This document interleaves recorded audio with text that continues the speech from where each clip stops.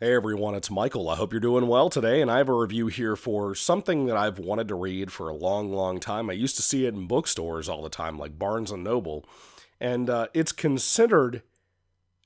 I wouldn't know if I wouldn't say it's considered to be good, but it was popular back when it came out in the '90s. I think it was '93. Anyway, Spider-Man Maximum Carnage, which I don't know if the game came out first or if this came out first or if they were kind of simultaneously released alongside the toys and whatever. But Maximum Carnage was a really, really popular beat 'em up video game, and I finally got a chance to look up some video game footage of that. It looked really cool. I'm not a big beat 'em up fan, I just never have been. Um, Turtles 4 was about as much as I enjoy that, to be honest with you. But I wanted to check out this comic. I've always heard a lot about it. I'm a Carnage guy. I'm a Spider-Man guy. I heard my boy Venom's in here. There's a lot of other characters in here, too, that I had no clue were in here. Some I've never even heard of, which I'll get to that, too. But this is a 14-issue long story, you know? It's like 350 pages long, and I gotta tell you, it's way too long. It's way too long. It went across, within a couple of months, it went across four different Spider-Man books that we had back in the 90s. You had Spider-Man, as an Amazing Spider-Man. You had Spectacular Spider-Man, Spider-Man Unlimited, not the goofy cartoon, but the comic series before that. And there was another one, Web of Spider-Man. So this is the thing. I have not read a ton of 90s era Spider-Man, mainly because what I've read is the Clone Saga, which took up most of the 90s. It just kept going. It wouldn't stop. Matter of fact, I'm still in the middle of that. I'm on book 2 of the complete collections of Ben Reilly's Spider-Man era. And I have the same complaints everybody else has about 90s Spider-Man. Pretty much everything from that point on leading up to One More Day is rough. Really rough, depending on who we're talking about. And this is no different, to be honest with you. The big problem for me, even though this is across 4 different books with different writers, different artists, Tom DeFalco, who's responsible for the Clone Saga, dear God help us, is one of the big creators here for this. But the art amongst all 4 books is so perfect. It's so perfect. I don't care how goofy the storyline is. I don't care how lengthy and too long the storyline is. Everyone doing the art did such a good job of making everything feel like it fits together in the same world. It all feels like, it's not like nowadays. Like, I read Absolute Batman Volume 2 a couple of weeks ago when it came out. And the first couple of issues of that are drawn by someone else, or at least helped out with somebody else as an artist. And it doesn't look good. It doesn't look like it fits in with the rest of Absolute Batman in that volume or in Volume 1. You don't have that issue here.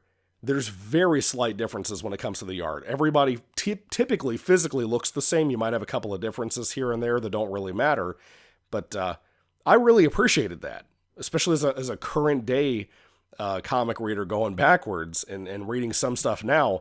Anything that comes out nowadays, they don't even make the effort to make the art fit with the regular artist. If somebody has to fill in because the regular artist is sick or whatever, they don't even make that effort anymore, so I have to appreciate that and give this book props to that.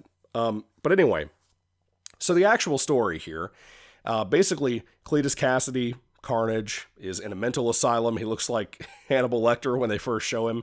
He's in one of those, like in Arkham Asylum when you start playing that and they wheel the Joker into the Arkham Asylum and you're playing as Batman, just kind of following the crew. They do that here. I kind of wonder if that's a reference to this. I don't know. In current day. Arkham Asylum is so good. How dare I compare this to that? So Cletus gets out, right? Kills a bunch of people in the hospital, and he breaks out. He has his Carnage symbiote. He goes and frees a new character that this story actually introduced, and I didn't know this. I thought this was the same chick as the Venom Lethal Protector storyline, who is Scream, who's an actual symbiote. I didn't know Shriek was a different character from Scream. I don't know why. I guess because the names Scream, Shriek, they're pretty similar. I mean, so Shriek gets out. She has these powers of like negativity and sonic waves, and as a character, they write some okay stuff for her. Her abilities and stuff, she's really lame. But her and Carnage fall in love. and they begin to make what's considered the Carnage family. They bring in, like, at one point, they run into apparently some kind of, and I've seen this character before, but not very often. He's called Doppelganger, and he's like an alien that looks like a giant spider creature. He looks like Spider-Man, but it's not a costume.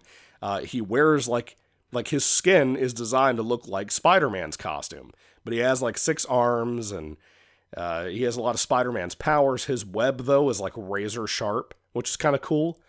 I like Doppelganger, but he basically becomes their dog in this pseudo-family thing that they develop. It's really weird. The whole Carnage family thing, I don't like. If it was just Shriek and Carnage saying they were in love, talking almost metaphorically about the other characters being their kids, in like a charming, fun way, that would be one thing. But it's like later on, a lot of the other villains that team up with them seem like they're totally like, yeah, call me your son, daddy. It's weird. It throws me off. I don't like it. I don't like that part of this terrible ass book. And then you'll have like other people team up with Carnage. I guess I could throw out some of the names. Demogoblin. I didn't know who Demogoblin was, but he looks fucking rad. I want to read more about Demogoblin. If you know anything else he's in, obviously Wikipedia exists, but I'm asking you guys because I trust your recommendations. Any other storylines or trades or anything you know that he's in, let me know. I'd like to read more about Demogoblin. He seems pretty cool. He looks like a symbiote Green Goblin, or like a symbiote Hobgoblin, sort of, with the long tongue and the sharp fangs. And he's like a Christian that's nuts, you know, like he wants to kill sinners and stuff. And it's kind of wild to me how they treat Demogoblin here, because he's also a mass murderer who throws bombs at people, but he's nuts, so it doesn't have to make sense. But yeah, they have their whole little team, and over time they get more and more members. Every issue typically will be either Carnage or Spider-Man getting a new team member, and I guess the video game is like this too, I'm not really sure. But every issue, one of those two sides will get a new character, and then somebody runs away, and then their whole team runs away, and then the other team goes looking for that team. And in the midst of that, there's all this chaos and whatnot. Shriek, they don't really explain it very often at first until way later on in the book, like maybe issue 10, they start explaining this. All of these crowds in the local area in New York start going nuts and like rioting and beating each other up. And at first it makes no sense why they're doing that, why they're so chaotic. The explanation for that is so stupid. I don't even have words for it. But let's talk a little bit more about Spider-Man. Peter's parents at this particular time had come back to the comics. They were apparently in a Russian prison for 20 years, and now they're back. There's not a whole lot done with this because it's not really the focus of the book. And I knew this was a thing because the Amazing Spider-Man movies were going to cover this at one point too, apparently.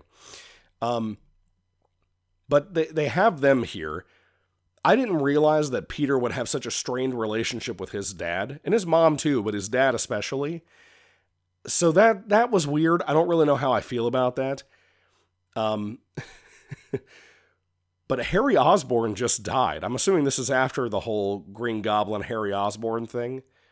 But yeah, he's dead. He just had a funeral. And Peter, at the beginning of the book, is just getting away from that. Now he's having to stop Carnage and Shriek and all of these other villains. And he builds a team up over time. At first it starts with just Black Cat, then he eventually teams up with Venom, who I love in this book. But it's the anti-hero Venom, which I don't really love unless it's Flash Thompson. Or Donny Cates' run, which is kind of still leaning in that anti-hero way from what I've read so far. I'm only like 3 volumes into that. Give me a break.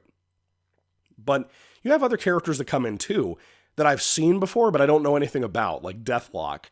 Never really known anything about Deathlock, didn't know his name. You know, so it was kind of interesting finding out a little bit more about him.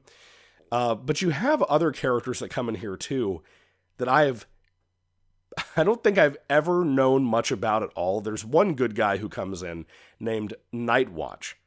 And apparently his newer name is Night Eater. I've never heard of this guy, but apparently he was specifically designed, because I thought it was Spawn at first.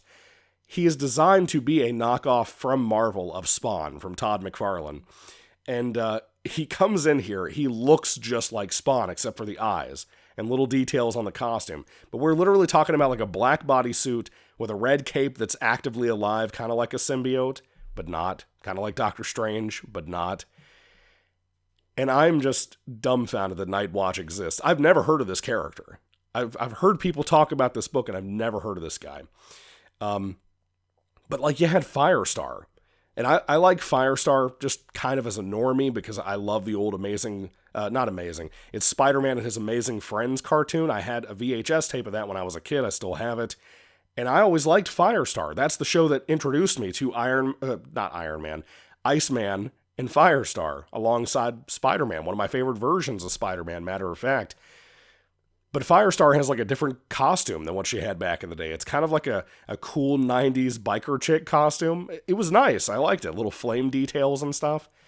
Now, I got to talk about the main couple that are here from early on and then into the book. They take up a lot of time. Cloak and Dagger. Now, this is the thing. I am not whatsoever a fan of Cloak and Dagger. I don't know what it is with them. They just rub me the wrong way. I can't stand how their powers work. Like, I don't really get their powers. That could be part of the problem, but I just don't like them. They're this weird thing, this weird amalgamation in comics that I don't get. I don't understand the appeal to them.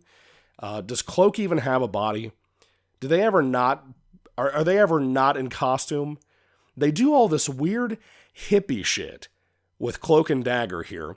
Something happens to Dagger very early on. I don't want to tell you what it is.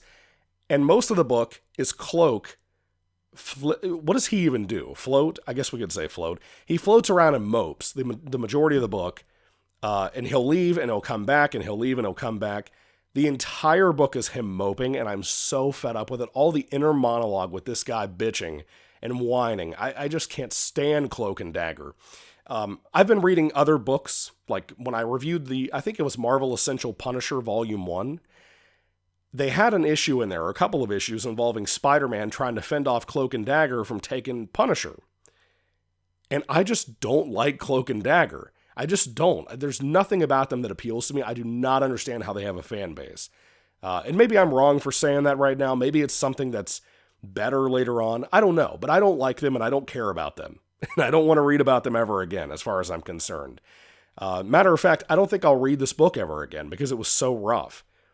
Like, again, the art was beautiful. It seems like, again, if you're a big Venom or a Carnage guy, or especially Spider-Man for that matter, no matter what book is the current book you're looking at out of the 14 issues, every single time there is typically at least one or two almost pin-up shots in here of Venom or Spider-Man or Carnage doing something so cool, looking so cool.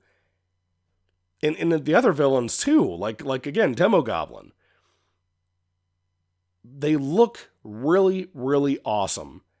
But the story is completely the essence of what's wrong with 90s comics and why I have so many issues with especially Marvel's comics in the 90s, especially Spider-Man comics in the 90s. It's all style over substance. The dialogue is put on a back burner. The plotting is put on a back burner. It's just down to very, very shallow character writing and then like cool aesthetic with cool art. And I think this looks better than the majority of any of the Clone Saga stuff art-wise, at least what I've read. I'd prefer this artwork over what I saw there. Matter of fact, I'd prefer the generic, terrible writing of this book, the decompression of this book, storyline, whatever, compared to the Clone Saga's decompression, which took years of the 90s to do, like I said. I'd rather have this than that, but both suck. I'm going to be honest with you, both of them suck. And that's coming from somebody who's a big symbiote fan. I love Venom. He's my favorite easily. But I like Carnage too because of the 90s cartoon. And I was hoping that this would be really good. I've read other good Carnage runs. Nothing great, but like little mini-series. That's mainly what he's put into nowadays. But this was just nothing like what I was hoping it would be. All these years, dude. We're talking like 12 years of seeing this in Barnes & Noble and thinking about how cool it could be. I bought this book in my Nook probably 7 years ago, I want to say, and I just haven't gotten to it. And here I am, and man, what a waste of my fucking time. Anyway, that's all I have to say about Spider-Man Maximum Carnage. I'm sure the game is better, it looks better. It looks like it wouldn't have all this extra junk in it that would just waste your time. But Venom and Spider-Man are cool here. There's some good stuff done with them. And to be honest with you, the final issue is really solid. I really enjoyed the final issue of this book. It's everything in between that first and final issue that is just so messy, so sloppy. But there's so many cool pictures, man. I have to say how much I enjoy that. So anyway, when it comes to Spider-Man Maximum Carnage, I'm sure you like the game more, but let me know if you like this more than the game. Do you love it? Do you hate it? Is this your favorite Spider-Man story, Carnage story? I've heard a lot of people say this is the best Carnage book ever. If I was a kid or a teenager, if I had read this 12 years ago when I was a teenager, if I would have picked it up back then, I think I would have loved it. Because I wasn't as picky yet or knowledgeable enough about storytelling like I am now, after all these years of reading so much. I don't think I would have hated this as much as I do right now. But honestly, like I said, I don't think I'd ever read it again right now. But I think back then I would have loved this more and appreciated this way more as a teen. And I have to self-reflect because I constantly preach to you guys about how I think comics need to prioritize a younger audience, whether it be teens and below. I think they need to do that. This book does that. It does things that are style over substance. Teens and kids are not going to bitch about this book. They're just not going to. And I have to be honest with myself when I say, if you know someone who's a Spider-Man fan or a Carnage fan or a Venom fan, or even a fan of the game, as old as it is, you should get them this book. If you can find it, you should get them this book and get them to read it. I think they'd really love it if they're a younger boy, or even a younger girl for that matter. But anyone adult or up, I don't think I'd recommend this to them, man. It's so sloppy and messy. It's just bad. If you know anything about storytelling, it's just hard to sit through. So anyway, thank you all for watching, guys. God bless you all. Catch you later, and goodbye.